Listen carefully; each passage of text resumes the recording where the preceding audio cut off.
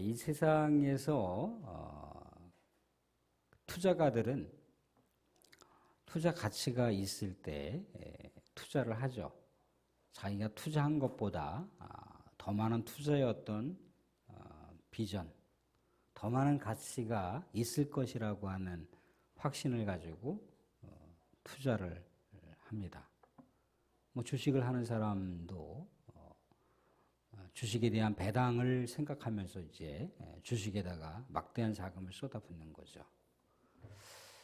모르겠습니다. 한국에서도 부동산 투기가 이제 과열양상이 아직도 가시지는 않았지만 부동산 투기를 통해서 돈을 버는 시대는 이미 끝났다라고 이렇게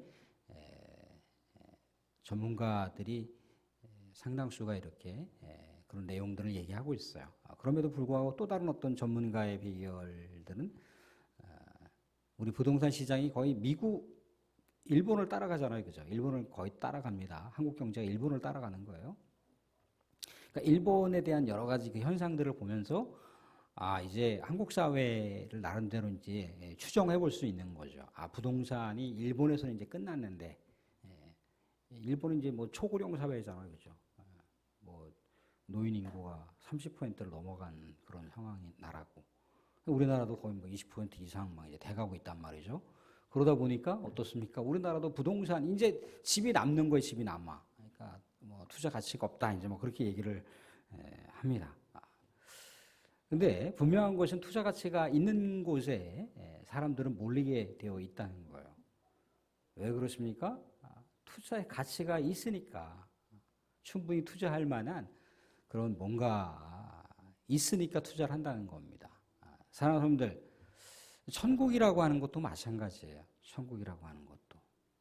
천국을 알면 알수록, 천국을 또 헤아려 보면 헤아려 볼수록 천국은 반드시 가야 된다. 이 세상에 있는 모든 것을 다 이렇게 동원하더라도 천국을 살 수 있는 게 아니잖아요. 그죠? 근데 이 세상에 있는 모든 것을 다 동원해서라도 천국을 갈 수 있는 티켓을 거머쥘 수 있다면 여러분들 그 티켓을 사셔야 돼요. 왜? 이 세상에 있는 것으로 헤아릴 수 없는 어마어마한 것이 천국에 이미 펼쳐지니까 천국에 가셔야 된다는 거예요. 천국을 그냥 죽어서만 가는 대로다가 생각을 하시면 안 돼요. 천국은 엄청난 것이 이미 다 보장되어 있어요. 계시록에서도 몇몇 군데에서 하나님의 나라에 대한 예시를 이렇게 보여주고 있잖아요. 그죠? 눈물도 없고 아픔도 없고 곡하는 것도 없고 이별 슬픔도 없는 그곳. 영원한 희락과 영원한 기쁨과 영원한 행복이 넘치는 그곳. 근데 꼭 갈 수 있는 비결은 예수님과 함께 동반해야 된다는 거죠. 그죠? 예수님이 있으면 천국을 우리가 미리 이렇게 선취적으로 맛보면서 가는 거예요. 완전한 어떤 천국을 우리가 누리지는 않는 거지만 우리가 천국을 이 세상에서 누리면서 이제 완성될 하나님의 나라, 천국을 향해서 가는 거란 말이죠. 그죠? 물론 이 세상에서 우리가 예수님의 다시 오심을 통해서 천국을 이 세상에서 맞이할 수도 있어요. 그렇지 않으면 우리 후세대들에게 교회와 하나님의 나라를 남겨놓고 우리 또 하나님의 나라 갈 수도 있는 거고요. 아무튼 천국의 가치는 엄청나다라고 하는 것을 오늘 말씀 가운데서도 비유로 얘기를 해주고 있어요. 우리가 익히 알고 있는 말씀인데 다시 말씀 한번 띄워봐 주시겠습니다. 천국은 마치 밭에 감춘 보화와 같으니라고 얘기했어요. 밭에 감춘 보화와 같으니. 근데 사람이 그 밭에서 보화를 발견한 것 같아요. 그죠? 근데 그냥 우리가 상식적으로 생각했을 때, 뭐 금덩어리 하나 딱 밭에서, 남의 밭에서 그거 주웠으면 그냥 호주머니에다가 딱 넣고 싹 입 닦으면 되지. 그렇게 생각할 수가 있잖아요. 그죠? 근데 여기 이 보화라고 하는 게 그냥 단순하게 이렇게 금덩어리 하나, 뭐 금붙이 하나, 뭐 귀중품 하나, 그걸 얘기하는 게 아니라 일종의 거대한 어떤 보물 저장소와 같은 그런 의미를 담고 있어요. 보물 창고를 이 안에 내포하고 있는 거죠. 그러니까 사람이 견물생심이라고 하는 것이 그 금덩어리가 엄청나게 그 안에 있다고 생각을 해보세요. 그러면 그 금덩이 하나만 가지고 가겠습니까? 그렇지 않다는 거죠. 그죠? 그래서 그것을 알고 있는 사람은 어떻게 한다고 합니까? 자기의 모든 소유를 다 투자한다는 거예요. 투자할 만한 가치가 있다는 거예요. 근데 그러면 왜 이렇게 보물들이, 이 보물 창고들이 왜 그렇게 밭에 있었느냐라고 생각할 때, 고대 사회에서는 전쟁이 끊임없이 터지잖아요. 그죠? 그냥 하루가 멀다 않고 전쟁이 터집니다. 그러면 그 땅 주인이 언제든지 바뀔 수가 있어요. 그렇기 때문에 모든 소유물들을 한꺼번에 다 탈취될 수도 있고요. 그러다 보니까 사람들이 또 뭐 오늘날처럼 은행이 이렇게 발달된 게 아니잖아요. 그죠? 그러다 보니까 자기가 어떤 재화와 또 보화와 뭐 금화와 뭐 그런 어떤 종교적인 귀중품들을 갖고 있으면 이 전쟁 난리통에 이걸 다 뭐 짊어지고 갈 수는 없잖아요. 그죠? 그러니까 밭에다 갖다 파묻는단 말이죠. 그죠? 은행이 또 발달되지 않았으니까 밭에다 파묻어요. 그죠? 근데 이제 전쟁 난리 속에서 피난을 간단 말이죠. 땅에다 묻어놓고. 그런데 피난 가다가 운명을 달리해서 죽을 수도 있어요. 그죠? 고향으로 돌아오지 못할 수도 있다는 거예요. 그렇게 이제 또 전쟁이 포로로 끌려갈 수도 있고요. 그러니까 돌아올 길이 막연하니까 이게 이제 시간이 몇십 년 흘러 가다 보니까 밭에다가 보화를 감추인 사람이 누군지도 모르고 그 보화를 찾으러 오는 사람도 없는 거예요.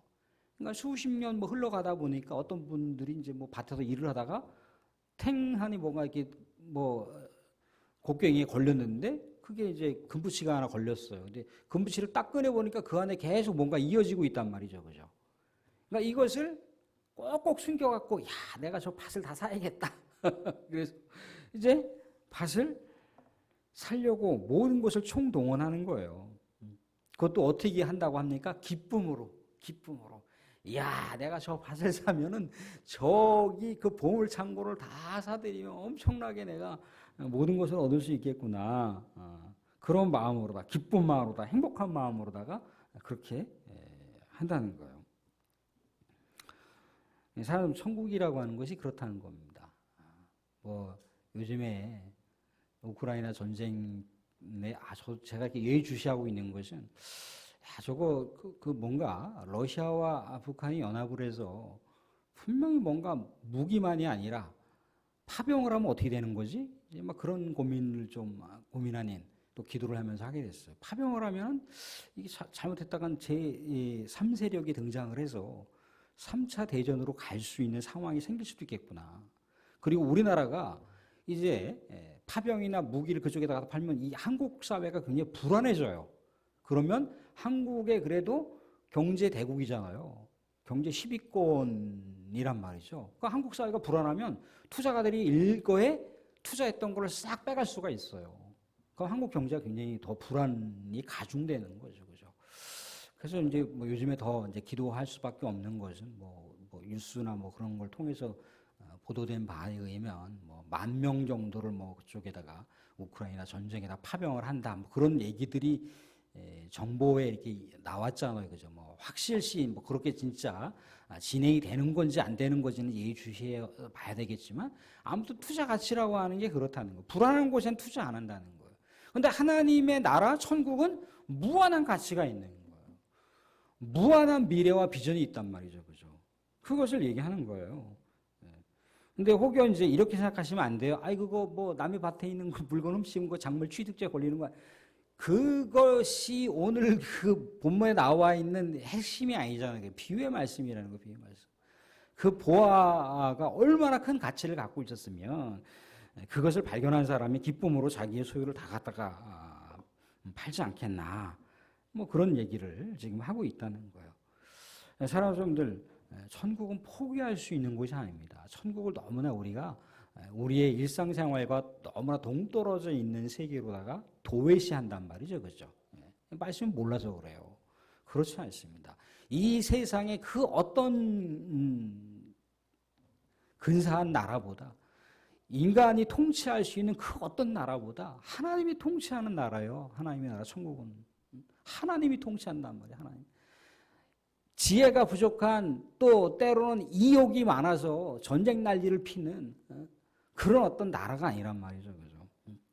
하나님의 나라는 우리의 영원한 생명이 보장되어 있는 곳입니다. 영원한 기쁨이 보장되어 있는 곳이에요.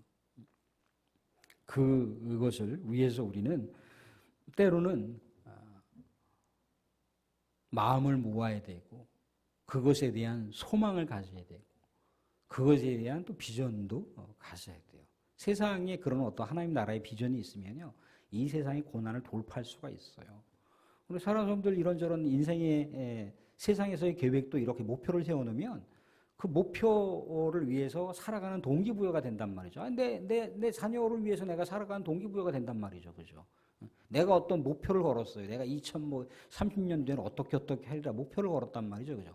그럼 2020년대를 살아가는 삶의 동기부여가 분명히 된다는 거예요. 근데 우리 믿음의 백성들이 하나님의 나라에 대한 비전과 목표 없이 이 세상을 살아가면 신앙생활이라고 하는 게 얼마나 무력하겠습니까? 얼마나 무미건조합니까? 그죠? 근데 하나님의 나라가 분명하게 하나님의 말씀 가운데 명시되어 있잖아요. 그죠? 예수 그리스도를 통해서 갈 수 있는 그곳.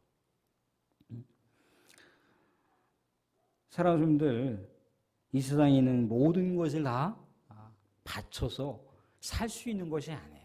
그렇지만 예수를 우리가 잘 섬기고 예수 그리스도 이름으로 우리가 이 세상 가운데 고이고이 그 예수님을 사랑하고 품고 살아간다면 천국이라고 하는 그곳이 멀지 않은 곳에 우리와 아주 가까운 곳에 밀접하게 있다라고 하는 것을 생각해 볼 수가 있습니다. 천국은 이 세상에 있는 곳으로 견줄 수 있는 것이 아니라고 하는 것. 그래서 요한계시록에 있는 표현도 구약 성경에 있는 최상급의 용어를 다 갖다 쓴 거예요.